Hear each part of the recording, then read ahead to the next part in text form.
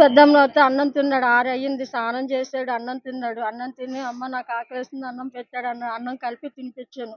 6:30కి బయటికి వెళ్ళాడు సార్. ఇక 6:30 బయటికి వెళ్ళి వచ్చేవరకు ఫోన్లు వస్తూనే ఉన్నాయి సార్. తమ్ముడు చదువుకుంటుండు, వాడిని చంపేశారు. చంపించినోడికి శిక్ష పడాలి. చంపాలి వాడిని. నా తమ్ముడిని ఏం చేశారు? నా తమ్ముడు అన్యాయంగా చేశారు. అల్లారు ముద్దుగా పెంచుకున్న మా తమ్ముడిని, చదువుకుంటున్న పిల్లల్ని నాశనం చేశారు. మా తమ్ముడు కావాలి. మా తమ్ముడు కావాలి. మా తమ్ముడు తీసుకొచ్చి పెట్టాలి సార్ మమ్మల్ని. మా తమ్ముడు నా కూతుర్ని చూడురా, నేను బయటికి వెళ్తా, 5 నిమిషాలు చూస్తాను అన్నాడు. చూస్తానని చెప్పిండు. ఆ పిల్లాడు పోనీ ఏమన్నా గొడవకుని వెళ్ళలేదు, అన్నం తిని వెళ్ళాడు సార్. 5 నిమిషాలు వెళ్ళాను ఆ పిల్లాడు. నేను తినిపించాను అన్నం.